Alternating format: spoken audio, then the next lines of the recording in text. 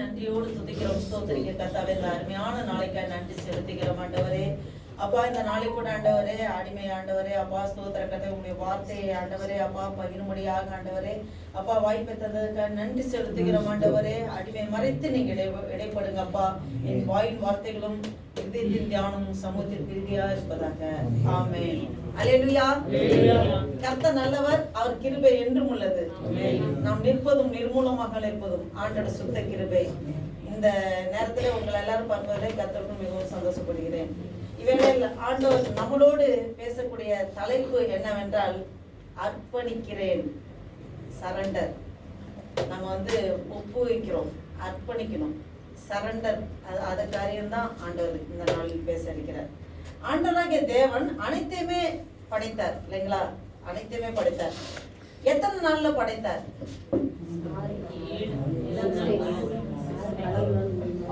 6 நாள் படைத்தார், 7ஆம் நாள் ஓய்ந்திருந்தார் அப்படின்னு சொல்லி நம்ம பாக்குறோம். ஆனா அவர் ஓய்ந்திருந்தாருன்னா அவர் என்ன தூங்கிட்டு இருப்பாரா, இல்ல கால் மேல கால் போட்டு ரிலாக்ஸ்டா இருப்பாரா, இல்ல எப்படி? அவர் உறங்குவதும் இல்லை, தூங்குவதும் இல்லை இல்லைங்களா?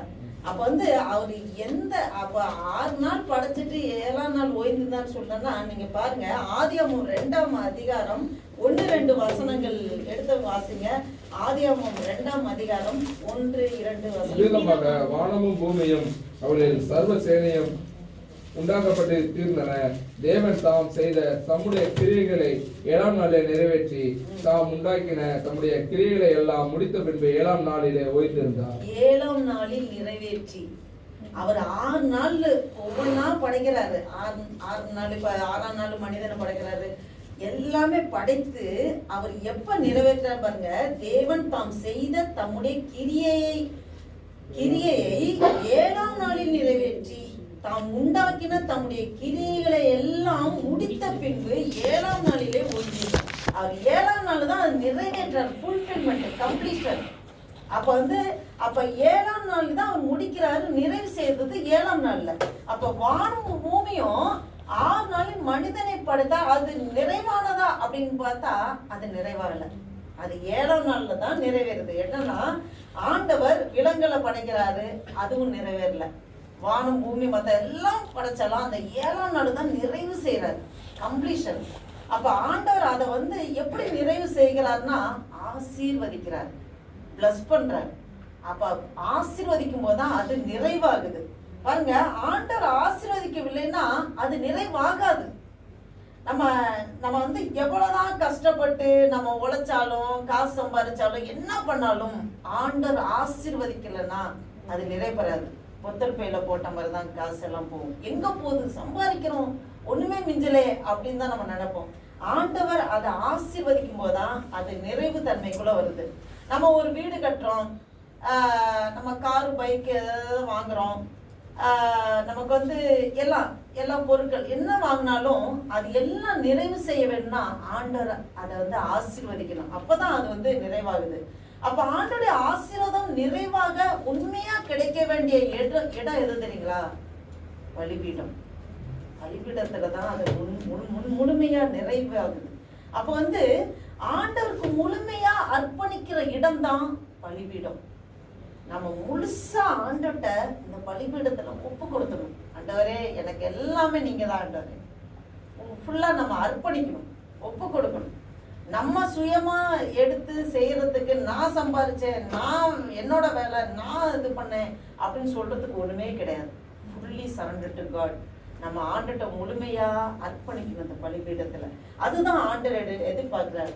நமக்கு அநேக நேரம் ஒரு சிந்தனை இருக்கு, என்னுடையது, என்னோட காரியம், நான் என்னது அப்படிங்கிற எண்ணமே நமக்கு துளி அளவு கூட இருக்கவே கூடாது. ஆண்டவர் நம்மளை எப்படின்னா அந்த அர்ப்பணிக்கும் போது, ஆண்டவருக்கு நம்ம முழுசா அர்ப்பணிக்கும் போதுதான் ஆண்டவர் நம்மளை எடுத்து அவர் பயன்படுத்த, நம்மளை ஆசீர்வதிச்சு நம்மளை எடுத்து அவருடைய ஷேப்புக்கு அவர் நம்மளை நடத்துறதுக்கு வல்லமை உள்ளவரா இருக்கிறார். அர்ப்பணிக்கும் போதுதான் அது ஆசீர்வதிக்கப்படுது. பாருங்க, எக்ஸாம்பிளா பாத்தீங்கன்னா அப்பமும் திராட்சை ரசமும்.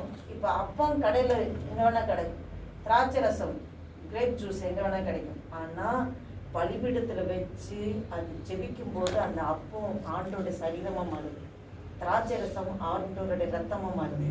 அப்ப பலிபீடத்துல வைக்கும் போதுதான் அது அப்படியே ஆண்டவர் ஃபுல்லா அதை ஆசீர்வச்சு அதை அப்படியே நமக்கு ஆண்டவர் அவருடைய சரீரமா ரத்தமா அவர் மாற்றி நமக்கு கொடுக்குறாரு. அதான் நம்ம வந்து அது மாதிரிதான் நம்மளுடைய வாழ்க்கையில எல்லாமே பலிபீடத்துல கொண்டு வரணும்னு ஆண்டவர் எதிர்பார்க்கிறார். முழுமையான அர்ப்பணிப்பு நம்ம கிட்ட வேணும்னு ஆண்டவர் எதிர்பார்க்கிறார். எப்போது ஆவியானவர் நம்மளை ஆசீர்வதிக்கிறார், நம்ம வந்து ஆவியானவர் ஆசீர்வாதத்துக்காக நம்ம ஜெபிக்கும் போது அந்த அப்பம் திராட்சரசமும் மாறுபடி நம்ம வந்து முழுமையா என்னுடையது எல்லாம் உமக்குதான் சொல்லி நம்ம அர்ப்பணிக்கிறவர்களா நம்ம இருக்கணும். நம்ம எவ்வளவுதான் நம்ம வாழ்க்கையில என்ன செய்தாலும் அதை அர்ப்பணிக்கலன்னா அந்த ஆண்டவர் ஆசீர்வதிக்க முடியாது. அர்ப்பணிக்கலன்னா ஆண்டவர் ஆசீர்வதிக்க முடியாது, அது ஆசீர்வாதமா இருக்காது. நம்ம வந்து இந்த உலகத்துல வாழ்றோம். உலகத்துல நம்ம வந்து என்னன்னா ஆண்டவர் தர்றாரு, நமக்கு ஆண்டவர் தர்றாரு, நிறைய கொடுக்குறாரு, பிளஸ் பண்றாரு. நம்ம சரி நம்ம கிடைக்கிறது நம்ம இது பண்றோம். ஆனா நம்மகிட்ட அர்ப்பணிப்பு ஆண்டவர் எதிர்பார்க்கிறாரு. அதை அர்ப்பணிக்கலன்னா அதை ஆசீர்வதிக்கலன்னா அது வந்து நமக்கு வந்து அது முழுமையா நிறைவாகாம போகும். அப்ப வந்து நம்ம வந்து ஆண்டவர் அங்கீகரிக்கணும். நான் சம்பாதிச்சேன், நான் கஷ்டப்பட்டேன், நான் கட்டின வீடு அப்படின்னு நம்ம சொல்லிட்டு இருந்தா நம்ம வந்து அது ஆசீர்வாதமா இருக்காது. அப்ப என்ன செய்யணும்? நம்ம அர்ப்பணிக்கணும். ஆண்டவர் இயேசு கிறிஸ்து மொத்தமா அந்த பூமியில வாழ்ந்தது 33.5 வருடங்கள் அவர் வாழ்ந்தார் இல்லைங்களா? அப்ப வந்து அவர் ஊழிய பாதையில அவர் 30 வயசு ஆகும்போது அவர் வந்து ஊழியத்துக்குன்னு உள்ளார வந்துட்டார். அவர் வந்து ஞானஸ்நானம் எடுத்து அவர் வந்து கரையேறின உடனே மக்களுக்கு அவர் சொன்னது என்னன்னா, மனம் திரும்புங்கள் அப்படின்னு சொன்னாங்க. மனம் திரும்புங்கள், பரலோக ராஜ்யம் சமீபமா இருக்குதான். அப்ப மனம் திரும்புறது, அர்ப்பணிக்கிறது, சரண்டர். நம்ம ஃபுல்லா நாலாண்டவரை எல்லாமே நீங்க தான்ப்பா. நம்ம உலகத்துல வாழ்ந்திருப்போம், அதாவது ஆண்டவர் அறியாத போது நம்ம இருந்திருப்போம். எப்ப ஆண்டவர் அன்பு ருசிச்சோமோ, ஆண்டவர் எப்ப இன்னர் காட்டுல நம்ம ஏற்றுக்கொண்டோமோ, நம்ம முழுமையா ஆண்டர்கிட்ட அர்ப்பணிக்கணும், மனம் திரும்பணும். நம்ம போன வேலேருந்து யூட்டன் எடுத்து ஆண்டர்கிட்ட வரணும். எதற்காக இந்த பூமியில நம்மளை உருவாக்கினது, ஒவ்வொருத்தரையும் உருவாக்கினதுக்கு ஆண்டவர் ஒரு நோக்கம் வச்சிருக்காரு, ஒரு முகாந்திரம் வச்சிருக்கிறாரு. அப்போ வந்து நம்ம அந்த நோக்கத்தை உணர்ந்து, ஆண்டவரே மூடிய காலத்துல இருக்க களிமண் நாங்கப்பா, எங்களை எப்படி வணைய வேண்டும் சித்தம் வச்சிருக்கீங்களோ உங்களுடைய சித்தத்துப்படி நடத்துங்கப்பா, என்னையே முழுவதுமாக அர்ப்பணிக்கிறேன்னு சொல்லி அந்த அர்ப்பணிப்பு தான் ஆண்டவர் எதிர்பார்க்கிறார் நம்ம கிட்ட. பாருங்க, ஆண்டவர் 33 வருஷங்கள் இந்த பூமியில வாழ்ந்தாரு. அவர் முதல்ல அந்த ஊழிய பாதையில 30 வயசுல ஊழிய பாதையில நுழையிறாரு, ஞானஸ்நானம் எடுக்கிறாரு. அவர் ஃபர்ஸ்ட் பிரசங்கமே மனம் திரும்புங்கள் பரலோக ராஜ்யம்னு சொல்றாரு. அப்போ வந்து அவர் கடைசியா பேசின வார்த்தை கல்வாரி சிலுவையில. அவர் பேசவே முடியாத சிலுவையில ரொம்ப கஷ்டப்பட்டு 7 வார்த்தை பேசினார். அந்த 7வது வார்த்தை, கடைசி வார்த்தை, பிதாவே என்னோட ஆவியே உடைய கரங்களில் ஒப்புவிக்கிறேன். அப்ப கடைசியா என்னது? ஒப்புவிக்கிறேன், அர்ப்பணிப்பு. அதுதான் அது. ஆண்டவர் பேசின ஒவ்வொரு சின்ன வார்த்தைகளுக்கும் பெரிய அர்த்தங்கள் உண்டு. கடைசியா அவர் அர்ப்பணிப்பு, அந்த ஒப்புவிக்கிறேன், ஒப்பு கொடுக்கிறேன். அப்ப அது ரொம்ப விசேஷித்தமானது. அததான் இந்த நாள்ல ஆண்டவர் நம்மளோட பேசிட்டு இருக்காரு. அப்ப அந்த கடைசி வார்த்தை ஒப்புவிக்கிறன்னா அது பயங்கர விசேஷித்தமானது. அப்ப நம்ம கிட்ட ஆண்டவர் அந்த ஒப்புவிக்கிறது, அந்த அர்ப்பணிப்பை தான் ஆண்டவர் நம்ம கிட்டையும் எதிர்பார்க்கிறாரு. அப்ப வந்து நம்ம ஒரு விஷயம் செய்யும் போது என்னுடையது அப்படின்னு நம்ம சொல்லாம ஆண்டவர் எனக்கு தந்தது அப்படின்னு சொல்லணும்.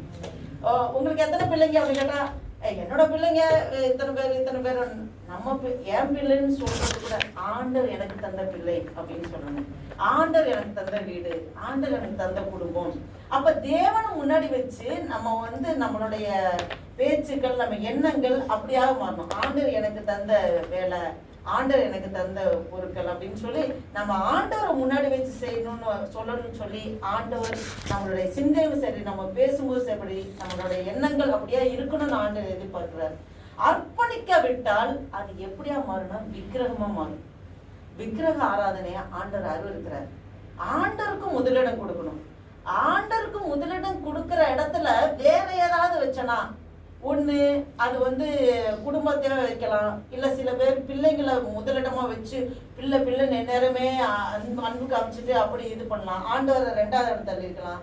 சில பேர் பணத்தை முன்னாடி வைக்கலாம், சில பேர் தன்னுடைய வேலையை முன்னாடி வைக்கலாம். எந்நேரமும் வேலை தான். இதை சொல்ல போனா இன்னைக்கு நம்ம வந்து ஆண்டவர் ஆராதிக்கிறது ஃப்ரைடே ஒரு நாள் ஆண்டருக்கு. ஆனா இந்த நேரத்துல ஜாப் ஏதாவது இருந்தாக்க எக்ஸ்ட்ரா ஹவர்ஸ் ஏதாவது பெனிஃபிட் இருந்தா உடனே எப்போனா டபுள் சேலரி ஒன்று நம்ம அங்கே போவோம் அப்படின்னு.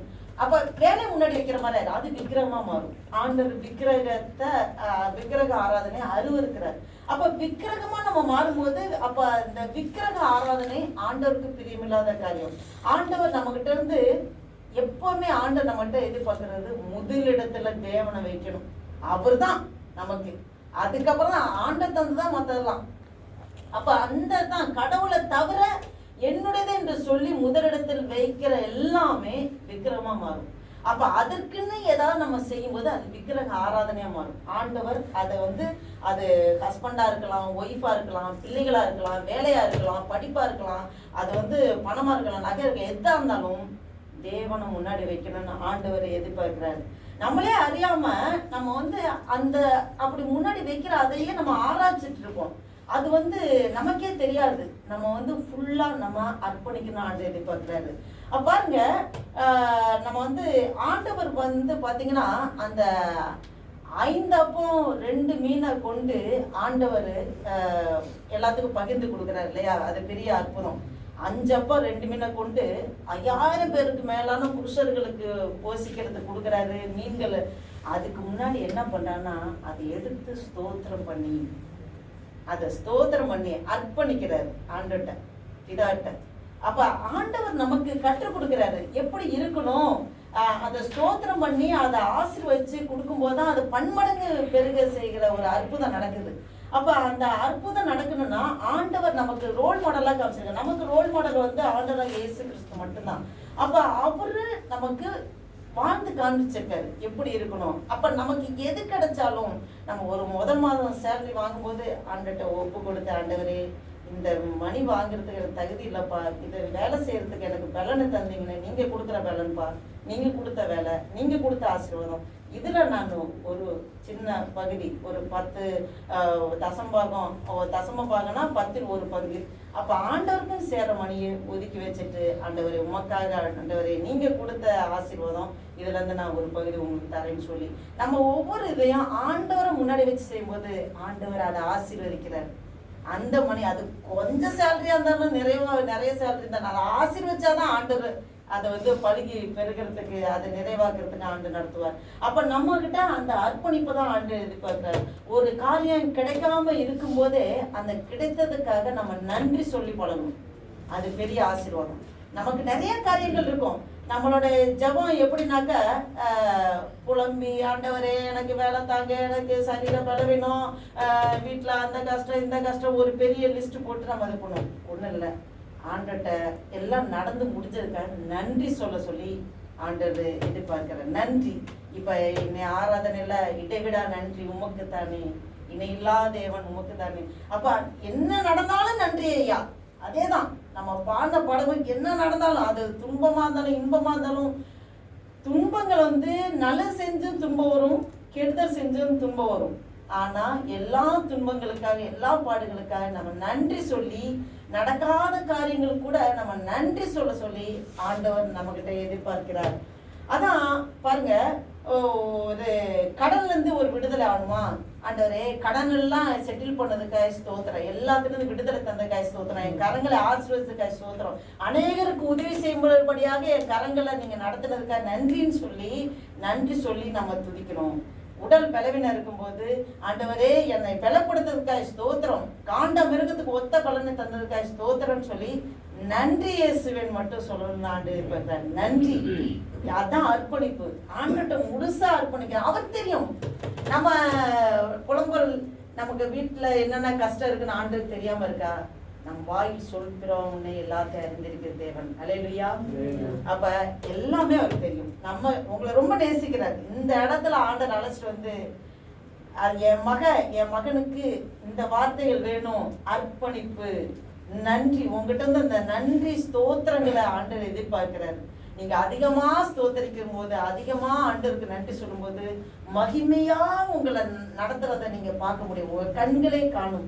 அநேகர் உங்களை பார்த்து உங்ககிட்ட ஏதோ ஒரு வித்தியாசத்தை காணுவாங்க. அந்த தடைகளை தகர்த்தெறிகிற இயேசு கிறிஸ்து உங்க வாழ்க்கையில பெரிய அதிசயங்களை, அற்புதங்களை செய்கிற தேவனா இருக்கிறாரு.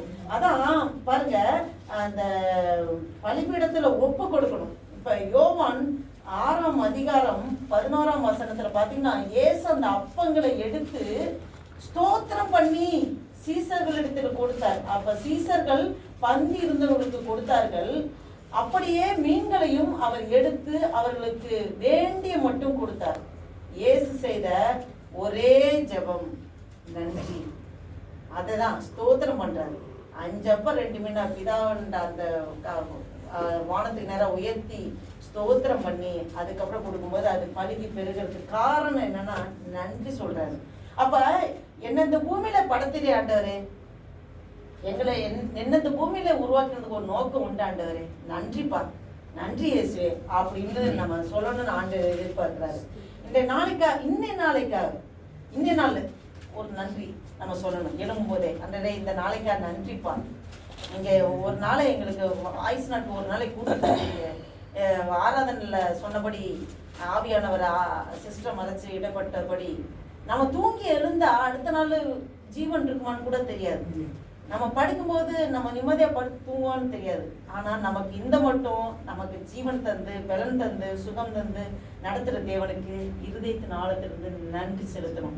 நம்ம இனி உங்களோட ஜபங்கள், இந்த புலம்பல் ஜபமே எல்லாத்தையும் ஸ்டாப் பண்ணிட்டு நடக்கக்கூடாத காரியம் கூட நடந்து முடிஞ்சதுக்காக நன்றி சொல்லி ஜெபம் பண்ணி பாருங்க. அதோடைய பிரதிபலனை பார்ப்பீங்க. பிசாசன் வெக்கப்பட்டு போவான். என்னடா உங்களுக்கு எவ்வளவு தடைகள் கொடுத்தோம், எவ்வளவு ஆசீர்வாத தடைகள் இருக்கு, இன்னும் கடன் பிரச்சனை மாறல, இன்னும் வியாதி சரியாகல, குடும்பத்துல தரித்திரம் இருக்கு, ஆனா இவங்க நன்றி சொல்லி சந்தோஷமா இருக்காங்களே. கர்த்தருக்குள் மகிழ்ந்து களி கூறும்படிதான் ஆண்டவர் சொல்றாரு. கர்த்தருக்குள் எப்போதும் சந்தோஷமா இருங்கள் என்று மறுபடியும் சொல்லுகிறேன்னு பவுல் பிலிப்பியர் 4:4 சொல்றாரு. அப்ப அந்த ஆண்டவர் நமக்குள்ள இருக்காரு. விசுவாசிக்கிறீங்களா? கர்த்தர் நமக்குள்ள இருக்கு. அப்ப நமக்குள்ள இருந்தா நம்ம ஏன் கஷ்டப்படணும்? நம்ம ஏன் துக்கமா இருக்கணும்? சந்தோஷமா மகிழ்ந்து கழிக்கணும். வானத்தையும் பூமியும் சர்வலோக ஜீவராசியம் படைத்த ஜீவனுள்ள தேவன் நமக்குள்ளே வாசம் செய்கிறார். அப்ப அந்த நன்றியோட சந்தோஷமா மகிழ்ந்து இருக்கதா ஆண்டோட ஃபுல்லா அர்ப்பணிச்சு நம்ம ரிலாக்ஸ் ஆகணும். நம்ம என்னன்னா பஸ்ல டிராவல் பண்ணும்போது பெரிய மூட்டையை சுமந்துட்டு போறோம். பஸ்ல ஏறினதும் பஸ்ல இறக்கி வைக்கணும், அந்த மூட்டை இறக்கி வச்சுட்டு ரிலாக்ஸ்டா டிராவல் பண்ணும். நம்ம என்ன பண்றோம், மூட்டை எடுத்து தோல்ல போட்டுக்கிட்டு பஸ்ல ஏறி அதுல டிராவல் பண்ணிட்டே இருக்கோம் கஷ்டப்பட்டுட்டு. ஆண்டவர் உங்களுக்கு தெரியாதுன்றாரு, என் கஷ்டம் உங்களுக்கு என்னப்பா தெரிய போகுது இல்லையா, கஷ்டம் தூக்கிட்டே போறோம். இறக்கி வச்சுட்டு இந்த வாழ்க்கைங்கிற பயணத்துல ரிலாக்ஸ்டா போகணும். ஆண்டவரே நீங்க எல்லாத்தையும் பார்த்துக்கீங்கப்பா, பலிபீடத்துல ஒப்பு கொடுத்துட்டு நீங்க பாத்துக்கீங்கன்னு சொல்லி அப்படி நன்றி சொல்லி நம்ம போகணும். அதான் ஆண்டவர் எதிர்பார்க்கிறார். பாருங்க, ஒரு சாட்சி ஒன்று சொல்லலாம். ஒரு ஹிந்து பாஸ்டர் ஒருத்தர் ஹிந்துல ஒருத்தர் ஒரு ஆள் இருக்காரு. அவர் இந்த பாஸ்டர் கூப்பிட்றாரு, சர்ச்சுக்கு வாங்க, இந்த மாதிரி மெடிடேஷன் டைம்ல தியான டைம்ல நீங்க கலந்துக்குங்க அப்படிங்கும்போது அவர் சொல்றாரு, இல்ல பாஸ்டர் நீங்க அவங்க என்னன்னு தியானம்னா கை கால்லாம் மடக்கி அப்படியே தியானிக்கிற மாதிரி அப்படின்னு நினைச்சிட்டாங்க. இல்ல கர்த்தர் வார்த்தை கேட்கறதா, நீங்க வாங்க அப்படின்னு சொல்லும்போது, இல்ல எனக்கு பிசினஸ்ல ஒரு 40 லட்சம் கடன் ஆயிடுச்சு, ஒரு தட்டை கொடுத்து மாட்டிச்சு, அவன் தரவே இல்லை, 2 வருஷம் ஆச்சு, கிடைக்கவே இல்லை, எனக்கு அதே சிந்தையா இருக்கு, வந்தா எனக்கு அந்த சிந்தை தான் வரும். இல்லை நீங்க பாருங்க உங்களுக்கு அற்புதம் நடக்கணும்னா ஒரு மாசம் கழிச்சு அவரை மீட் பண்ணும்போது, இல்ல பாஸ்டர் நான் யோசிச்சேன், நான் தியானத்துக்கு நான் வரேன், ஆண்டவருடைய வார்த்தை கேட்க வரேன் அப்படின்னு சொன்ன ஒரு வாரத்திலேயே அந்த பர்சன் 16 லட்சம் கொடுத்துட்டாரு. திரும்பி 2 வருஷமா மணி கிடைக்காது 16 லட்சம் கொடுத்துட்டாரு. அவங்க பயங்கரது. ஃபர்ஸ்ட் நான் சொன்னது முடிவெடுத்ததான் நான் வரவே இல்லை, அதுக்குள்ளேயே கிடைச்சிச்சு, நான் கண்டிப்பா நான் வருவேன்னு அடுத்த மாசம் ஃபுல்லா இது பண்ணிட்டு தியானம் எல்லாம் அட்டன் பண்ணிட்டு அவர் போறாரு. இன்னும் ஒரு 15 நாள்ல அந்த பர்சன் ரிமைனிங் மணி எல்லாம் கொடுத்து தீர்ந்துட்டாரு. அப்ப அந்த ஹிந்து சகோதரர் சொன்னது, ஏசப்பா எனக்கு அந்த மணியை திருப்பி தந்தாருன்னு சொன்னாங்க. பாருங்க, ஒண்ணுமே இல்லை, அந்த பர்சன் கர்த்தரோட வார்த்தை கேட்கறாங்க, அர்ப்பணிச்சாரு. ஆண்டவரே இந்த காரியங்களை உங்களுடைய கருத்துல அர்ப்பணிக்கிறேன், நீங்க பாத்துக்குங்கப்பா நடத்துங்கன்னு போது ஆண்டவர் அற்புதமா நடத்துறாரு. அந்த பர்சனுக்கு அந்த தடைப்பட்ட மணி எல்லாம் கிடைக்க கிருபை செஞ்சாரு. அப்ப நம்ம அன்பு, ஒரு ஆண்டோட்ட அந்த அன்பு, நன்றி, ஆண்டர் மேல ஒரு அன்பு இருக்கும்போது தான், ஒரு நம்பிக்கை இருக்கும்போது தான் அர்ப்பணிப்பு வரும் இல்லையா? அப்ப நம்ம ஆண்டர் மேல எவ்வளவு அன்பு வச்சிருக்காரு. அவரையே தன்னையே ஜீவபலியாக ஒப்பு கொடுத்தாரு. சிலுவையில கடைசி சொட்டு ரத்தம் நமக்காக சிந்தினார். அவர் நம்ம மேல இவ்வளோ அளவில்லாத அன்பு வச்சிருக்கும் போது நம்ம எப்படி ஆண்டருக்கு அவர் விலை பெற்ற ரத்தத்தை சிந்தி நம்மளை விலைக்கிரயமா மீட்டு எடுத்திருக்காரு. பாவ குழியிலிருந்து மீட்டு எடுத்திருக்காரு. நித்திய ஜீவன தரத்துக்கு நம்மளை தூக்கி எடுத்திருக்காரு. அப்ப ஆண்டர் மேல எவ்வளவு நம்ம அன்பு இரக்கத்தோட இருக்கணும். அதோட நம்ம ஆண்டர் மேல முழுமையா விசுவாசம் வைக்கணும். இப்ப ஒரு வீட்டுல சர்வெண்டா இருக்கிறவங்க, அவங்க சில பேர் சொல்லுவாங்க, உங்க சர்வெண்ட் கிட்ட கீயை கொடுத்துட்டு போனாலும் அவங்க எதையும் தொட மாட்டாங்க, நீட்டா வீட்டெல்லாம் சுத்தமா வச்சிருந்துட்டு அவங்க நல்லா பாத்துக்குவாங்க அப்படின்னு நம்பிக்கையா கொடுத்துட்டு போறாங்க. அர்ப்பணிச்சுட்டு வீட்டு கீயை கொடுத்துட்டு போறாங்க. அப்போ ஒரு சர்வெண்ட் மேலேயே இவ்வளோ ஒரு நம்பிக்கையா இருக்கும்போது, தேவாதி தேவன் நம்மளை உண்டாக்கினவர், படைத்தவர், அப்போ அவர் மேல எவ்வளவு நம்ம நம்பிக்கை, அன்போட, நம்பிக்கையோட, விசுவாசத்தோட நம்ம அர்ப்பணிக்கணும். ஆண்டவர் நடத்துவார். நம்ம தேவனை அறியாதவங்க தான் கவலைகளை நம்ம இருதயத்துல போட்டு கஷ்டப்பட்டுட்டு அவங்க துக்கப்பட்டு இருக்காங்க. நம்ம தேவனை அறிஞ்சிருக்க எவ்வளவு ஒரு பாக்கியவான்கள், பாக்கியவதிகள். அல்லேலூயா. தேவனை நம்பி இருக்கிற நாம் ஒவ்வொருவரும் பாக்கியசாலிகள், பாக்கியவதிகள். நம்ம விசேஷித்த பாத்திரம். நம்ம துக்கமா இருக்க ஆண்டவர் அழைக்கப்படல. நாளைக்கே கவலைப்படாதீங்கன்னு ஆண்டவர் சொல்றாரு. அப்ப ஆண்டவருக்கு நன்றி செலுத்தணும், அர்ப்பணிக்கணும். அதுதான் ஆண்டவர் சொல்றாரு. அந்த அர்ப்பணிப்பு தான் ஆண்டவர் நம்ம மிகவும் எதிர்பார்க்கிறார். நம்ம குழப்பம், நமக்கு குழப்பமே இருக்காது. நமக்கு ஒரு தெளிவு கிடைக்கும். நாளை பத்தி என்னன்னு ஆண்டவருக்கு தெரியும். அவரோட கரத்துல ஒப்பு கொடுக்கணும். அப்ப நம்ம பிரச்சனைகள் நம்ம அர்ப்பணிக்கும் போது நம்மளோட பிரச்சனை அவரோட பிரச்சனையா இருக்கு. அவருக்கு ரெஸ்பான்சிபிலிட்டி அதிகமாயிருக்கு. அவர் நம்மளை நடத்துவார், அழகா நடத்துவார். அர்ப்பணிக்கா விட்டா அந்த பிரச்சனை, வியாதி நம்மளை தொடர்ந்து வந்துகிட்டே தான் இருக்கும். அப்ப தேவன் 6 நாள்ல படைச்சு அதை ஆசீர்வதிச்சு நிறைவு செய்கிறாரு. ஆசீர்வதிக்கலன்னா அந்த நிறைவு பெறாது. அந்த நிறைவு கர்த்தரிடம், கடவுள்கிட்ட மட்டும்தான் அந்த நிறைவு வருது. அப்போ யோவான் 11ஆம் அதிகாரத்துல நம்ம பார்த்தோம்னா, கர்த்தராகிய இயேசு கிறிஸ்து லாசருவை கல்லறையிலிருந்து எழுப்புறார். நல்லா கவனிங்க. இது மரியாள் மாத்தாள், அவங்களுடைய பிரதர் தான் லாசரு. அவங்க கல்லறையில 4 நாள் ஆகி, மரித்து 4 நாட்கள் ஆகிய லாசருவை எழுப்புறதுக்கு முன்னாடி, உயிரோட எழுப்புறதுக்கு முன்னாடி ஜெபிக்கிறாரா? ஜெபம் எழுப்புன அதை ஜெபிக்கிறதா, உயிர்ப்பிக்கிறதுக்கு முன்னாடி ஜெபிக்கிறாரா? உயிர்ப்பிக்கிறதுக்கு அப்புறம் ஜெபிக்கிறாரா? ஆண்டட்ட பிதாட்ட. அவர் கல்லறைக்கு முன்னாடி நின்று ஃபர்ஸ்டே ஜெபிக்கிறார். பாருங்க, 11ஆம் அதிகாரம், யோவான் 11ஆம் அதிகாரம் 41-42. அப்பொழுது வைக்கப்பட்ட இடத்திலிருந்து கல்லை எடுத்து போட்டார்கள். இயேசு தம்முடைய கண்களை ஏறெடுத்து, பிதாவே, நீர் எனக்கு செவி கொடுத்தபடியினால் உம்மை ஸ்தோத்திரிக்கிறேன். நீர் எப்பொழுதும் எனக்கு செவி கொடுக்கிறீர் என்று நான் அறிந்திருக்கிறேன். ஆனாலும் நீர் என்னை அனுப்பினதை சூழ்ந்திருக்கும் ஜனங்கள் விசுவாசிக்கும்படியாக அவர்கள் நிமித்தம் இதை சொன்னேன் என்றார். ஆமென். அல்லேலூயா. முதல்ல அர்ப்பணித்து விட்டு தான் உயிர்ப்பிக்கிறார், அர்ப்பணிக்கிறார் இதாட்ட. அதாவது அவர் சொல்றாரு பாருங்க, இயேசு தம்முடைய கண்களை ஏறெடுத்து, பிதாவே, நீர் எனக்கு செவி கொடுத்தபடியினால் உம்மை ஸ்தோத்தரிக்கிறேன். நன்றி செலுத்துறாரு, அர்ப்பணிக்கிறாரு, ஸ்தோத்தரிக்கிறேன். நீர் எப்போதும் எனக்கு செவி கொடுக்கிறீர் என்றும் நான் அறிந்திருக்கிறேன். ஆனாலும் நீர் என்னை அனுப்பினதை சூழ்ந்திருக்கிற ஜனங்கள் விசுவாசிக்கும்படியாக இது நிமித்தம். அதாவது எப்பொழுதுமே நான் என்ன ஜெபம் பண்ணாலும், என்ன இது பண்ணாலும் நீங்க அங்கீகரிக்கிறீங்கப்பா, ஸ்தோத்திரம்பா, நன்றி செலுத்துறார். அப்ப அந்த அர்ப்பணிப்பு எது? உயிர்ப்பிக்கிறதுக்கு முன்னாடியே. அதுக்குதான் நான் சொன்னது. ஆவியானவர் இந்த வசனத்தின் மூலம் பேசுறது என்னன்னா, முன்னாடியே சொன்னது, நம்ம ஒரு காரியம் நடக்கிறதுக்கு முன்னாடியே நடந்து முடிஞ்சதுக்கா நன்றி சொல்லி பாருங்க, ஸ்தோத்திரம் பண்ணி பாருங்க. அது விசேஷித்த ஜெபம். நீங்க இவ்வளவு நாள் நீங்க போராடி நீங்க உங்க கம்ப்ளைண்ட சொன்னாதான் ஆண்டருக்கு தெரியும் கிடையாது. ஆண்டருக்கு எல்லாம் தெரியும், சகலத்தையும் அறிந்தவர். நம்ம தாயின் கருவில் கரு உருவாத்துக்கு முன்னே அந்த அவயங்கள் உருவாத்துக்கு முன்பே நம்மளை அறிந்திருக்கிறார். அல்லேலூயா. அப்ப நமக்கு என்ன பாடுகள் கஷ்டங்கள் கூட போறோம்னு நல்லா தெரியும். பாருங்க, அவரு லாசரு உயிரோட இன்னும் எழுப்பல, அதுக்கு முன்னாடி ஜெபிக்கிறாரு. நீங்க ஆண்டவரே நன்றின்னு சொல்றாரு, ஸ்தோத்திரம் செலுத்துறாரு. அப்ப நன்றி சொல்லுங்க. ஆண்டவரே இந்த காரியம் நடந்து முடிஞ்சதுக்காக ஸ்தோத்திரம், ஆசீர்வாதமா வச்சதுக்காக நன்றி, வியாதியிலிருந்து விடுதலை தந்து விட்டதுக்காக ஸ்தோத்திரம், கடன் பிரச்சனை மாத்தினதுக்காக ஸ்தோத்திரம். நீங்க நன்றி செலுத்து பாருங்க, அது பெரிய ஆசீர்வாதமா இருக்கும். அப்ப முதலில் அவர் அர்ப்பணிக்கிறாரு, அர்ப்பணித்து விட்டு தான் உயிர்ப்பிக்கிறாரு. அப்ப தன்னை மறைத்து பிதாவை வெளிப்படுத்துகிறார். அவர் தன்னை மறைக்கிறார், பிதா கிட்ட தான் கேட்கிறார், பிதாவை வெளிப்படுத்துகிறார். அப்ப மகிமையும் புகழும் அவர் பிதாவுக்கு தான் கொடுக்கிறாரு. அப்ப ஞானஸ்தானத்தை நிறுவியது யாரு? இப்ப ஞானஸ்தானத்தை நிறுவியது யாரு? இயேசு கிறிஸ்து. அவர் ஞானஸ்தானம் பண்ணும்போது அப்படி எல்லா நீதி நிறைவேற்றுவது நமக்கு ஏற்றதா இருக்கு அப்படின்னு சொல்லி யோவான் ஸ்நானன்ட்ட நான் ஞானஸ்தானத்தை வரேன் குடுன்னு சொல்றாரு. அப்ப ஞானஸ்தானம் கொடுக்குறாங்க.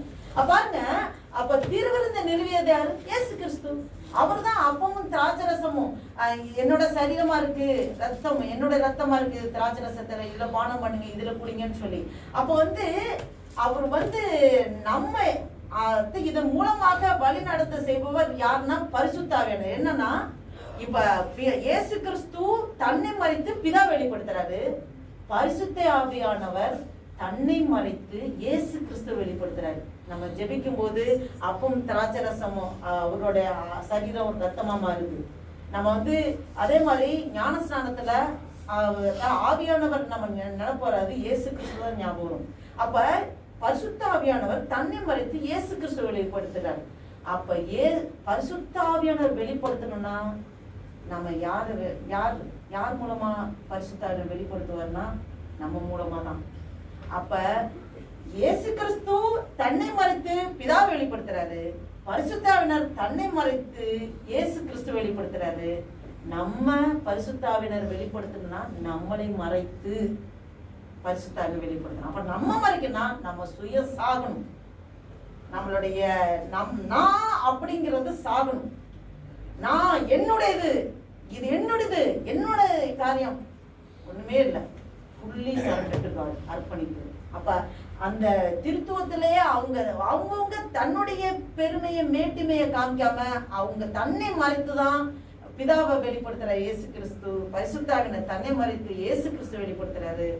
பரிசுத்தாவினர் வெளிப்படுத்தினா நம்மளை மறைத்து பரிசுத்தாவினர் வெளிப்படுத்தணும். அதுதான் ஆண்டவர் இவ்வேளையில் நம்மளோட பேசிக்கிட்டு இருக்கிறார். பாருங்க, இயேசு கிறிஸ்துவை அவங்க சிலுவையில அறைய காரணம் என்ன தெரியுமா? இயேசு கிறிஸ்து தன்னை மறைத்து பிதாவை வெளிப்படுத்தினார். இப்ப இயேசு கிறிஸ்து அவர் தான் தேவன்னு அவரு தகார்னு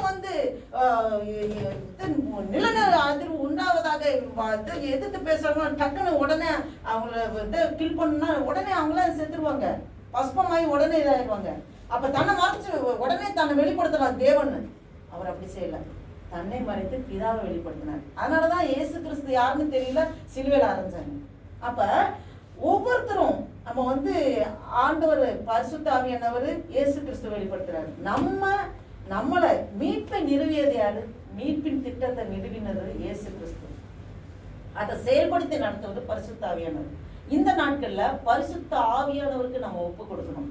ஆவியானவர் நம்மளை நடத்தி கொண்டிருக்கிறார். எதுக்காக? நம்ம நித்திய ஜீவனுக்கு போறதுக்கு, நம்மளை தகுதியுள்ள பாத்திரமா மாத்துறதுக்கு, அனுதினமும் நம்மளை வணைந்து உருவாக்குறது பரிசுத்த ஆவியானவர். அப்ப நம்மளையே நம்ம முழுவதுமா ஒப்பு கொடுக்கணும். இது என்னுடையது அல்ல, ஆண்டவரே உமக்குரியது, நன்றி இயேசுவேன்னு சொல்லணும். ஒன்னே ஒண்ணுதான், ரோமர் 12ஆம் அதிகாரம் 1ஆம் வசனம் எடுத்து வாசிங்க. ரோமர் 12ஆம் அதிகாரம் 1ஆம் வசனம். அப்படி இருக்க சகோதரரே, நீங்கள் உங்கள் சரீரங்களை பரிசுத்தமும் தேவனுக்கு பிரியமுமான ஜீவ பலியாக ஒப்புக் கொடுக்க வேண்டும் என்று தேவனுடைய இரக்கங்களை முன்னிட்டு உங்களை வேண்டிக் கொள்கிறேன். இதுவே நீங்கள் செய்யத்தக்க புத்தியுள்ள ஆராதனை. ஆமென், அல்லேலூயா. நம்மளே ஜீவ பலியா ஒப்பு கொடுக்கணும். ஜீவ பலியா, என்னுடைய வேலை நீர் எனக்கு தந்தது, நன்றி இயேசுவே. என்னுடைய குடும்பம் நீங்க எனக்கு தந்தது, நன்றி இயேசுவே. என்னுடைய பிள்ளைகள் நீர் எனக்கு தந்தது, நன்றி இயேசுவே. என்னுடைய படிப்பு நீங்க தந்தது, நன்றி இயேசுவே. என்னுடைய உறவுகள் நீங்க தந்தது, நன்றி இயேசுவேன்னு சொல்லி முழுமையா நம்ம ஒப்பு கொடுக்கணும், அர்ப்பணிக்கணும். என்னுடையது எல்லாமே ஆண்டவரே நீங்க தான்ப்பா, நீங்க தந்ததுப்பா, நன்றிப்பான்னு சொல்லணும். அப்ப ஒரே ஒரு பிரேயர், தேங்க்யூ ஜீசஸ். எலியா தீர்க்கதரிசி இருந்தாரு. எலியா தீர்க்கதரிசி பெரிய தீர்க்கதரிசி. அவர் பாருங்க, ஒரு முறை பாகாலுக்கு எதிராக ஒரு பெரிய அந்த ஒரு பெரிய போராட்டம் ஒன்று நடந்தது. 1 ராஜாக்கள் நம்ம பார்க்கிறோம். 1 ராஜாக்கள் 18ஆம் அதிகாரத்துல பாத்தீங்கன்னா அந்த பாகால் தீர்க்கதரிசிகள் 850 மெம்பர்ஸ், அதாவது 850 பாகால் தீர்க்கதரிசிங்க. பாகால் தான் தெய்வம்னு சொல்லி, பாகால் தெய்வம்னா பாகால் கும்பிடுங்க, கர்த்தர் தெய்வம்னா கர்த்தர் இது பண்ணுங்கன்னு சொல்லி பலிபீடத்துல இருந்து பார்த்தலாம் சொல்லி பலி செலுத்துறதுக்கு எல்லாம் வச்சு உங்க தெய்வனை கூப்பிடுங்கன்னு சொல்லி எல்லாம் 850 தீர்க்கதரிசி காலையில இருந்து ஈவினிங் வரைக்கும் கூட்டு பாகாலே வா வான்னு சொல்லி யாருமே வரல. எதுவுமே பலிபீடத்துல எந்த அக்கினி இறங்கல. பாருங்க, அந்தி வேலையில எலியா சொத்தால நின்று ஆண்டவர் இயேசு கிறிஸ்துட்ட தன்னை முழுமையாக அர்ப்பணித்து அவர் ஒரு ஜெபம் ஒன்று பண்றாரு. அவர் பாருங்க 36, 37 அந்த வசனத்தை பாத்தீங்கன்னா 1 ராஜாக்கள் 18ஆம் அதிகாரம் 36, 37 அந்த வசனத்தை நம்ம வாசிக்கும் போது அவரு பண்ண ஜெபம் வாசிங்க. அந்தபலி செலுத்தும் நேரத்திலே தீர்க்கதரிசியா எலியா ஆபிரகாமுக்கும் ஈசாக்கும் யாக்கோபுக்கும் தேவனாய கர்த்தாவே, இஸ்ரவேலிலே தேவன் என்றும் நான் உம்முடைய ஊழியக்காரன் என்றும் நான் இந்த காரியங்களை எல்லாம் உம்முடைய வார்த்தையின்படி செய்தேன் என்றும் இன்றைக்கு விளக்கம் பண்ணும். கர்த்தாவே, நீ தேவனாய கர்த்தர் என்று தேவரீர் தங்கள் இதயத்தை மறுபடியும் திருப்பினீர் என்றும் இந்த ஜனங்கள் அறியும்படிக்கு என்னை கேட்டருளும் என்றார். ஆமென், அல்லேலூயா. அப்ப உம்முடைய வார்த்தையின்படியே செய்தேன் என்றும் அவர் முழுமையா அர்ப்பணிக்கிறார். உம்முடைய வார்த்தை என்னுடைய மகிமை ஆண்டவர், உம்முடைய மகிமை ஆண்டவரே. அந்த எலியா தீர்க்கதரிசி என்ன பண்ணார்னா மழையே வரக்கூடாதபடி அடைச்சிட்டாரு. அந்த அதிகாரம், இயற்கைக்கு அதிகாரம் பாருங்க. ஒரு மனிதன் அவர் சாதாரணமா நம்மளை போல பாடுள்ள மனிதன் தான். இயற்கைக்கு அதிகாரம் எப்படி தந்தது? நமக்கு அந்த அதிகாரம் இருக்கு. நம்ம விசுவாசித்தால், நீ விசுவாசித்தால் தேவனுடைய மகிமை காண்பாய் என்று சொல்லப்பட்டிருக்கு. அப்ப நம்ம கிட்ட அந்த அதிகாரத்தை கொடுத்திருக்காரு. இயற்கையின் மேல ஒரு அதிகாரம். 3 வருஷம் மழை பெய்யக்கூடாதுன்னு தடை பண்ணதான் மழை திரும்ப வரட்டும்னு சொல்லி ஜெபம் பண்ணும்போது மழையை வர வச்சதும் எலியா தீர்க்கதரிசி மூலமா தான் ஆண்டவர் செய்தார். அப்ப எதுக்காக மழையை தடை பண்ணார்னா, அந்த பாகால அங்க உள்ள ஜனங்க பாகால் மூலமா தான் மழையும் பனியும் பெய்யுது, அது மூலம் தான் விளைச்சல் வருது, அது மூலம் தான் செழிப்பு ஆசீர்வாதம் நம்பிட்டு இருந்தாங்க. அப்ப அந்த பாகால் தெய்வம் இல்லைன்னு காண்கிறதுக்கு தான் மழை பெய்யாதபடி மழையை அடைச்சு போடுறாரு. பாருங்க, அப்ப இது எதனால வருதுனாக்க, இந்த ஆகாப்பு ராஜா ஒருத்தர் இருந்தாரு, அவரோட மனைவி தான் எசபேல். அந்நிய இந்த பாகாலை வழிபட்டு கொண்டிருந்த அந்த ஸ்திரீ. அப்ப அவன் உள்ளார வரும்போது அழகா அந்த தெய்வம் உள்ளார வந்துச்சு. அதை சேவிக்க ஆரம்பிச்சான். ஆகாப் தன்னுடைய தேவனை மறந்து, கர்த்தரை மறந்து பாகாலை சேவிக்க ஆரம்பிச்சான். அதுக்கு விக்கிரமாக்கி முதலிடம் கொடுக்கவும் அப்பதான் எலியா தீர்க்கதரிசி அனுப்புறாரு. மழை வராதபடி அதை தடுத்து போடுறாரு. பாருங்க, அப்ப அதனாலதான் அவர் இப்ப அர்ப்பணிப்பு ஜபம் பண்ணும்போது வானத்திலிருந்து அக்கினி பச்சித்து போட்டது. அப்ப பாருங்க, நம் அவ்வளவு பெரிய தீர்க்கதரிசி என்னாலதான் காரியம் நடந்ததுன்னு பெருமை பாராட்ட ஒண்ணுமே இல்லை. எல்லாத்தையும் ஆண்டவர்கிட்ட ஒப்பு கொடுக்கிறாரு. அர்ப்பணிப்பு. நம்ம எவ்வளவு பெரிய ஆளா இருந்தாலும் நம்ம பெருமை பாராட்ட ஒண்ணுமே கிடையாது. நம்ம கிட்ட முழுமையாக ஆண்டுகிட்ட அர்ப்பணிக்கணும். நம்மளோட வாழ்க்கையில எது நிறைவேறாம இருந்தா, சில பேர் என்னன்னாக்க இன்றைக்கு ஸ்டார்டிங்ல ஒரு பெரிய ஆளா அப்படி இருப்பாங்க, அதுக்கப்புறம் போக போக 0 ஆயிடுவாங்க. நல்ல தொழிலையும் சரி, இல்லை ஊழியர் பாதையிலையும் சரி, ஸ்டார்டிங்ல ஒரு பெரிய இதா இருக்க மாதிரி தெரியும், அதுக்கப்புறம் போக போக அவங்க 0 ஆயிடுவாங்க. எதனாலனாக்கா அவங்க வாழ்க்கையில அர்ப்பணிக்காத காரியம் தான் மெயின். இது அர்ப்பணிக்காம போனுச்சுன்னா அது பாவமா போகும். அது நிறைவு பெறாம அது ஆண்டவர் ஆசீர்வதிக்கலன்னா அது ஃபுல்ஃபில்மெண்ட் ஆகாது, அது ஆசீர்வாதமாகவும் இருக்காது. அதான் ஆண்டவர் சொல்றாரு. அப்ப என்னுடைய கடன் பாரம், உறவு, நோய், என்னுடைய ஏமாற்றம், கவலை, துன்பம், கஷ்டம் எல்லாமே ஆண்டவரே, என்னுடைய படிப்பு, எக்ஸாம் எதா இருந்தாலும் ஆண்டவரே உங்களுடைய பாதப்படி ஒப்பு கொடுக்கிறேன், அர்ப்பணிக்கிறேன், நீங்க நடத்துங்கப்பான்னு சொல்லி நம்ம முழுவதுமாக அர்ப்பணிக்கணும். ஒரு சாட்சியை ஒண்ணு பார்க்கணும். ஒரு அப்பா அவங்க பிள்ளைய சென்னையில ஒரு பெரிய காலேஜ்ல சீட்டு கிடைக்கணும்னு சொல்லிட்டு பார்த்தபோது அந்த பையன் கொஞ்சம் மார்க்கு தான் எடுத்திருந்தான். அவனுக்கு அது கிடைக்க வாய்ப்பே இல்லை. அந்த சென்னையில அந்த காலேஜ்ல போய் இது பண்றதுக்கு அவங்க அப்பா அம்மா என்ன பண்றாங்க, அவங்க அம்மா சொல்றாங்க, டேய் நீ வந்து ஆண்டுகிட்ட பலிபீடத்துல ஒப்பு கொடு, ஆண்டவர் தருவார், நீ விசுவாசி, ஜெபம் பண்ணு அப்படின்னு சொன்னதும் அவனும் ஜெபம் பண்ணிட்டு இருக்கான். அவங்க அம்மா வந்து எப்பவுமே எதா இருந்தாலும் ஆண்டுகிட்ட ஒப்பு கொடுத்து ஜெபிக்கிற ஒரு நல்ல தாய். அவங்க வந்து சரி ஃபர்ஸ்ட் இதுலயே ரவுண்ட்ஸ்ல பார்த்தா கிடைக்கல, செகண்ட் இதுலயும் கிடைக்கல, தேர்ட் இதுலயும் கிடைக்கல. உடனே டேய் கிளம்புறேன், காலேஜுக்கு போகலாம் அப்படின்னு சொல்லி நேரா சென்னையில் அந்த காலேஜ் போயிடுச்சு, பெரிய காலேஜ். அதுல எப்படி போய் பிரின்சிபால் ரூமுக்கு போனாங்களோ போயிட்டாங்க. பிரின்சிபால் ரூம்ல அவங்க பையன் உட்காந்துருக்காங்க, அந்த அம்மா உட்காந்துருக்காங்க. பிரின்சிபால் பார்க்குறாரு, இவங்க சொல்றாங்க இந்த டிகிரி கோர்ஸ் எங்களுக்கு வேணும் அப்படின்னு சொன்னதும் பார்க்குறாரு. உடனே சைன் பண்ணி கொடுத்துட்டு உடனே கிடச்சிருச்சு. இவங்களுக்கு ஒண்ணுமே தெரியல, கிடைச்சிச்சு. முத நாள் காலேஜுக்கு போயாச்சு. இந்த அம்மாவுக்கு ஒரே டவுட், ஆண்டவர் அற்புதம் செய்தாரு, விடுதலை தந்தாரு, ஆனா இது எப்படி நடந்தது தெரியணுமேனா அந்த பிரின்சிபாலை போய் பார்க்கறதுக்கு அவங்க அம்மா போயிருக்காங்க. சார் நாங்கள் அன்னைக்கு வந்தோம்ல எங்கள் பையனோட, நீங்கள் எப்படி எதை வச்சு எங்களுக்கு கொடுத்தீங்க? ஏன்னா ஃபர்ஸ்ட் கவுன்சிலிங் கிடைக்கல, செகண்ட் கவுன்சிலிங், தேர்ட் கவுன்சிலிங் கிடைக்கல, நேரில் போகும்போது உடனே கொடுத்துட்டாரு. அப்போ சொன்னார், ஏம்மா நான் வந்து உங்கள் 2 பேத்துக்காக பார்த்து கொடுக்கல, உங்களோட பக்கத்தில் ஒரு பெரியவர் உட்காந்துருந்தாரு, அவரை பார்த்தாம்மா கொடுத்தேன். பெரியவர் இல்லைங்க சார், நாங்கள் 2 பேரும் தான் வந்தோம், என் பையனும் நான் மட்டும் தான் வந்தேன். அவர் இல்லை அந்த பெரியவரை பார்த்தாமா நான் கொடுத்தேன், எனக்கு என்னமோ உங்களுக்கு கொடுக்கணும்னு தோணுச்சு, அவரை பார்த்ததுமே அதான் கொடுத்தேன். அப்ப தெரிஞ்சது அந்த அம்மா கண்ணுக்கே தெரியாம ஏசப்பாதான் கூட வந்திருக்காரு பாருங்க. அப்ப முழுமையா அர்ப்பணிக்கும் போது அந்த அம்மா ஃபுல்லா எதுக்கா இருந்தாலும் ஆண்டவரே எல்லாம் நீங்க தான்ப்பா, நீங்க பாத்துங்கப்பா, அர்ப்பணிச்சிருவாங்க ஃபுல்லா. அதுதான் இதுல மெயினா சொல்றது என்னன்னா அர்ப்பணிப்பு. நீங்க பாருங்க கிடைக்காது, அந்த கொஞ்சம் சொற்ப மார்க்குக்கு கிடைக்க வாய்ப்பே இல்லாத போது நமக்காக கூட நமக்கு கண்ணுக்கே தெரியாது, இத நம்ம காண்கின்ற உலகத்துலதான் இருக்கோம், காணாத உலகம் ஒண்ணு இருக்கு, அது நம்ம கூட தான் அந்த பிரசன்ஸ் இருந்துட்டே இருக்கு. நம்ம நன்றி மட்டும் சொல்லுவோம், நன்றி இயேசுவே. அந்த தாய் எல்லாத்துக்கும் நன்றி மட்டும் தான் சொல்லுவாங்க. அப்ப நம்ம கிட்ட ஃபுல்லா அந்த நம்ம நம்புகிற கடவுள் வந்து செத்து போன கடவுள் இல்ல, ஜீவனுள்ள தேவன். அல்லேலூயா. அவர் ஜீவிக்கிற தேவன், நம்ம கூட தான் இருக்கிறாரு, நம்மள அனுதினமும் வழி நடத்திட்டு இருக்காரு. அந்த நம்பிக்கை, ஆண்டவர் மேல நம்பிக்கை, அன்பு நமக்கு ஒருபோதும் குறையக்கூடாது.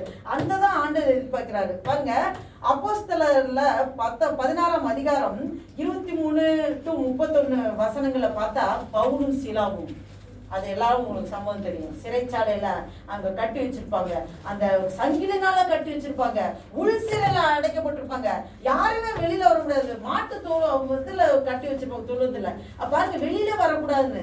ஆனா பவுலும் சீலாவும் துதித்து போடுவாங்க. அது கஷ்டத்தை கூட அக்கா நோவே வெளியில வர்றதுக்கு, ஆனாலும் நன்றியோட சந்தோஷமா ஆண்டவர் துதிச்சு ஆர்ப்பரிச்சு நன்றி ஜெபம் ஏற்படுவாங்க. அவங்க துதிப்பாங்க, ஆண்டவர் துதிப்பாங்க. அதுதான் கஷ்டத்துக்கு மத்தியில துதிச்சு பாருங்க. சங்கிலிகள் அறுபட்டு போகும், அவங்க சங்கிலிகள் அறுபட்டு போனது, எடுத்து பார்க்க வந்தது. அங்க உள்ளவங்க மட்டும் இல்ல, அந்த சிறையில உள்ளவங்க எல்லாருமே விடுதலை ஆயிட்டாங்க. ஆனால் அவங்க வெளியில எங்கேயும் போல, அவங்க ஒரு இடத்துல இருந்தா கூடி இருக்கிறாங்க. ஆனா சிறை காவலர் ஐயோ என்னடான்னு சொல்லி அவன் சூசைட் அட்டெம்ப்ட் தனியை குத்திக்கலாம்னு நினைக்கும் போது, நீ உன்னை மாய்த்து கொள்ளாதே, நாங்களே இங்கதான் இருக்கிறோம் அப்படின்னு. அப்ப அவன் கண்கள் திறக்கப்படுது. அப்ப நான் ரட்சிக்கப்பட என்ன பண்ணணும்? கர்த்தராகிய இயேசு கிறிஸ்துவை விசுவாசி, அப்படி நீயும் வீட்டாரும் ரட்சிக்கப்படுவீங்க. அந்த 31ஆம் வசனம் அப்போஸ்தலர் 16ஆம் அதிகாரம் 31ஆம் வசனத்துல கர்த்தராகிய இயேசு கிறிஸ்துவை விசுவாசி, அப்பொழுது நீயும் உன் வீட்டாரும் ரட்சிக்கப்படுவீர்கள் என்று சொல்லி அவனுக்கும் அவன் வீட்டில் இருந்த யாவருக்கும் கர்த்தருடைய வசனத்தை போதித்தார். ஆமென். அல்லேலூயா. அப்ப பிரச்சனைக்கு தீர்வு என்ன தெரியுங்களா? ஒண்ணே ஒண்ணு, ஆராதனை, நன்றி செலுத்துறது. பிரச்சனைக்கு தீர்வு ஒண்ணே ஒண்ணு, நம்ம ஆண்டவருக்கு நன்றி செலுத்துறது மட்டும்தான். ஆண்டவர் அதுதான் இவளே திரும்ப திரும்ப சொல்லிட்டு இருக்காரு. யோவான் 4ஆம் அதிகாரம் 8ஆம் வசனம் முதல் 30ஆம் வசனம் வரைக்கும் ஒரு சம்பவம் ஒண்ணு பார்க்கலாம். சமாரிய ஸ்திரீ. ஆண்டவர் அந்த இடத்துக்கு போயிட்டு அந்த சமாரிய தேசத்து வழியா போகும்போது அந்த ஒரு சமாரிய ஸ்திரீயை சந்திக்கிறதுக்காகவே போயிருக்காரு. பாருங்க அந்த ஸ்திரீ எப்படிப்பட்டாங்கன்னா, ஆண்டவர் சொல்றாரு, இயேசு கிறிஸ்து சொல்றாரு, உனக்கு 5 கனவு இருந்தாங்க, இப்ப நீ ஒருத்தருக்கா அது உனக்கு கனவு இல்ல இருந்துட்டு இருக்காங்க அப்படின்னு சொல்லும்போது, என்னடா இவரு அப்படியே சொல்றாரு அப்படின்னு சொல்லி பாக்குறாங்க. அப்ப இயேசு கிறிஸ்து அவர்கிட்ட என்ன சொல்றாரு? பிரச்சனை என்னன்னா அந்த பொண்ணோட ஒரு இது மாறுதலான ஒரு உறவு இப்படி இருந்துட்டு இருக்கு. ஆண்டவர் என்ன சொல்றாரு? அதுக்கு தீர்ப்பு என்ன சொல்றாரு? சம்பந்தமே இல்லாம ஆராதிக்கிறத பத்தி பேசுறாரு. ஆவியோடு உண்மையோடு தொழுது கொள்ளுங்கள்னு சொல்லி, இந்த மலையில மட்டும் இல்ல, கடைசி காலங்களில் எல்லாம் எங்கேயும் தொழுது கொள்கிற காலம் வரும். ஆவியோடு உண்மையோடு தொழுது கொள்ளணும்னு சொல்லி, நீ உடம்ப ஆராதிச்சுட்டு இருக்க, உண்மையுள்ள தேவனை ஆராதிங்க. ஆண்டவர் இந்த ட்ராக்குக்கு அது ட்ராக்குக்கு சம்மந்தமே இல்லை. ஆராதனை பத்தி பேசுறாரு. பிரச்சனைக்கு தீர்வு ஆராதனை, பிரச்சனைக்கு தீர்வு அர்ப்பணிப்பு, பிரச்சனைக்கு தீர்வு நன்றி செலுத்துறது. அல்லேலூயா. இந்த நாளை கூட ஆண்டவர் நம்மளோட பேசுகிற ஒரே ஒரு காரியம், நம்ம புலம்ப வேண்டாம், புலம்பல வேண்டாம். புலம்பலை ஆனந்த கழிப்பாக மாற்றுகிற தேவனுக்கு நன்றி செலுத்தினா போதும், அர்ப்பணித்தா போதும், ஆண்டவர் பெரிய காரியங்களை செய்வார். அப்ப ஒரு ஒரு சாட்சி ஒண்ணு, ஒரு பொண்ணு கூட்டிட்டு வராங்க ஒரு பாஸ்டர்ட்ட கவுன்சிலிங்காக. என்னன்னு பார்த்தா அந்த பொண்ணுக்கு அடுத்த நாள் கீமோ ஸ்டார்ட் பண்ண போறாங்க. Skin cancer, skin advanced stage, ரொம்ப சீரியஸ் ஸ்டேஜா இருக்கு அவங்களுக்கு. இந்தியாவிலே அப்படி ஒரு இதே வந்ததே இல்லை யாருக்கும். அவங்களுக்கு எப்படின்னா, ட்ரெஸ்ஸு கொஞ்சம் டைட்டாக போட்டுன்னா ட்ரெஸ்ஸை கழட்டும் போது ஸ்கின்னும் பீலாகி வரும், ஸ்கின்னு உறிஞ்சிட்டு வரும், கொப்பளம் சீல் வச்சு அப்படியே. அந்த பொண்ணு அந்த பாஸ்டர் சந்திக்கும் போது பாஸ்டர் நீங்கள் இப்போ என்ன பார்க்குற மாதிரி இல்லை, 2 மாதத்துக்கு முன்னாடி ரொம்ப சிவியராக இருந்துச்சு.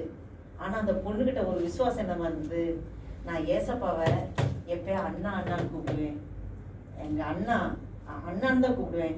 ஆண்டவர் எனக்கு இந்த வேதனை அனுபவிச்சாருன்னா, கொடுத்துருக்காருன்னா, அது தாங்கிக்கிற பலனும் தருவார். நான் அர்ப்பணிச்சிட்டேன் ஆண்டுகிட்ட, என்னுடைய வேதனைக்கு ஃபுல்லாக அர்ப்பணிச்சிட்டேன், இந்த டிசீஸை அர்ப்பணிச்சிட்டேன். அவர் நடத்துவார், அவர் பார்த்துக்குவார். எனக்கு மரணத்தை பற்றி கவலை இல்லை பாஸ்டர். மரணத்தை பற்றி நான் மறைச்சா நான் அண்ணன்ட்ட தானே போகிறேன். ஏசப்பா அண்ணா அண்ணன் தான் கூப்பிடுவாங்க அந்த லேடி, அந்த சின்ன பொண்ணு. பாருங்க, அந்த பொண்ணுக்கு 2 சின்ன பிள்ளைங்க, 4வது 5வது படிச்சுட்டு இருக்கேன். அந்த மாதிரி எனக்கு அப்படி மரணம் வந்தாலும் இந்த பிள்ளைங்களை விட்டு போத கொஞ்சம் கஷ்டமா இருந்தாலும், ஆனாலும் என்ன நடத்த தேவன் பிள்ளைங்களை பார்த்துக்குவார், நடத்துவார். அதனால நான் ஃபுல்லா அர்ப்பணிச்சிட்டேன் பாஸ்டர். ஒன்றும் இல்லை, நான் இன்றைக்கு மறிச்சாலும் எனக்கு சந்தோஷம்தான் அப்படின்னு சொல்லி அந்த பொண்ணு ஆண்டவருக்கு நன்றி மட்டும் தான் சொல்லிட்டு இருந்தது. பாருங்க, நம்பவே முடியாது. 1 மாசம் கழிச்சு அந்த பிள்ளைய பார்க்கும்போது 200 இருந்த இது அந்த வேல்யூ அப்படியே குறைஞ்சு 18 ஆயிடுச்சு. அந்த டிசீஸ்க்கான அறிகுறியே இல்லையா, நார்மலா இருக்காங்க. ஒன்னே ஒண்ணுதான், ஆண்டவருக்கு அர்ப்பணிச்சாங்க, அவங்க முழுசா ஒப்பு கொடுத்தாங்க. கர்த்தர் அடுத்த டிசீஸ் கொண்டு வர்றாரா, அதுல அவரு தாங்கிக்கிற பலனை கொடுப்பாரு. அவரு தானிக்கு மேலாக சோதிக்கப்பட ஒரு நாள் விட மாட்டாரு. அதுக்கான வேதனைகள், கஷ்டங்கள், பாடுகள் எல்லாம் அர்ப்பணிச்சுட்டு, ஆண்டவரை நீங்க நடத்துங்கப்பா, இந்த சரீரமே உங்களுக்கு சொந்தம். நம்ம சரீரமே நமக்கு சொந்தம் இல்லை, அது எல்லாருக்கும் தெரியல. நம்ம சரீரமே நமக்கு சொந்தம் இல்லை, அது ஆண்டவர் அவர் எடுத்து அவரே நடத்துறாரு. அப்ப அந்த சரீரத்துல வேதம் வந்தாலும் பாடுகள் வந்தாலும் அவர் அதை அழகா நடத்திட்டு போவார். அர்ப்பணிப்பு. Thank you Jesus. ஆண்டவர் கடைசியா சிலுவையில சொன்ன வார்த்தை, 33 வருடங்கள் இந்த பூமியில வாழும்போது அதை அளவா தான் பேசியிருக்காரு. நம்மள மாதிரி ரொம்ப எக்ஸ்ட்ராடினரி டாக்கிங் கிடையாது, அளவா பேசியிருக்கிறார். அது சிலுவையில பேச முடியாத அந்த சிலுவையில தொங்கிட்டு இருக்கும் போது 7 வார்த்தையில கடைசி வார்த்தை, பிதாவே உடைய கரங்களில் என் ஆவியை ஒப்புவிக்கிறேன். அர்ப்பணிப்பு. கடைசியா உள்ள வார்த்தை அர்ப்பணிப்பு. நம் கண்களை மூடுவோம், ஜெபம் செய்வோம். அன்பும் இறக்கும் என்ற பரம தகப்பனே, உயிரோடு சொல்லிருக்கிறேன். ஆண்டவரே, இந்த நாளில் ஆண்டவரே எங்களுக்கு இந்த அர்ப்பணிப்பு இந்த வார்த்தை மூலமாக எங்களோடு பேசினேன். அப்பா நன்றிப்பா. நாங்கள் எத்தனையோ நாட்கள் ஆண்டவரே கண்ணீரோடு கவலையோடு புலம்பலோடு ஆண்டவரே அப்பா இது ஏன் நடந்ததுன்னு உங்கள்கிட்டே கொஸ்டின் கேட்டு அநேக காரியங்களில் ஆண்டவரே அப்பா உங்களுடைய மனதை வேதனைப்பட முடியாத காரியங்கள் செய்திருப்போம். ஆண்டவரே ஒரு விஷயம் எங்களை அர்ப்பணிக்கிற ஆண்டவரே, இந்த பலிபீடத்துல எங்களை ஒப்பு கொடுக்கிற ஆண்டவரே, இந்த பூமியில எங்களை உருவாக்கினதுக்கு ஒரு நோக்கம் உண்டு ஆண்டவரே, ஒரு முகாந்திரம் உண்டு ஆண்டவரே. நன்றி அப்பா. ஆண்டவரே, இந்த நாளில் ஜெகரா பகுதியில ஆண்டவரே இந்த வசனங்கள் மூலம் ஆண்டவரே அப்பா இந்த வார்த்தை மூலம் எங்களோடு பேசினீரே, நன்றி இயேசுவே. அப்பா எங்களுடைய ஜெபங்கள் இனிமே உமக்கு நன்றி செலுத்துவதாக இருக்கிற ஜெபமாக மாறட்டும் ஆண்டவரே. அப்பா ஸ்தோத்திரம். இனி ஆண்டவரே நாங்க புலம்ப மாட்டோம் ஆண்டவரே. இனி ஆண்டவரே அப்பா எங்களுடைய ஜெபங்கள் ஆண்டவரே அப்பா ஸ்தோத்திர கதாவே ஆண்டவரே எங்களுக்கு அது வேணும் இது வேணும் கேட்காதபடி ஆண்டவரே உமக்கு நன்றிப்பா. நன்றி இயேசுவே. நீங்க நடத்துவீங்கப்பா. எங்களை முழுவதுமாக அர்ப்பணிக்கிற கர்த்தாவே, எங்கள் ஆவி ஆத்மா சரீரம் முழுவதும் ஒப்பு கொடுக்கிற ஆண்டவரே, எங்கள் குடும்பங்களை அர்ப்பணிக்கிற கர்த்தாவே, எங்கள் பிள்ளைகள் உம்முடைய பிள்ளைகள் ஆண்டவரே, வளர்க்கக்கூடிய பொறுப்பை எங்களுக்கு தந்திருக்கிற ஆண்டவரே, நீங்க அழகா நடத்துறீங்கப்பா. நன்றி இயேசுவே. ஆண்டவரே, எங்கள் வேலையை உடைய கருத்துல ஒப்பு கொடுக்கிற கர்த்தாவே, நன்றி இயேசுவே. ஆண்டவரே அப்பா, எங்கள் உறவுகள் எல்லாத்தையும் உடைய கருத்துல ஒப்பு கொடுக்கிற கர்த்தாவே, எங்களுடைய எல்லா பொருளாதார தேவைகள் எல்லாம் உடைய கருத்துல ஒப்பு கொடுக்கிற ஆண்டவரே, நன்றி இயேசுவே. நீங்க அழகா நடத்துறீங்கப்பா. உடைய கருத்துல எங்களை தாழ்த்தி ஒப்பு கொடுக்கிறோம். இந்த வசனத்தின் மூலம் எங்களோடு நீர் பேசினதுக்காக ஸ்தோத்திரம். இயேசு கிறிஸ்து நாமத்தினால ஜெபிக்கிறோம் ஜீவனுள்ள எங்க நல்ல பிதாவே, ஆமென்.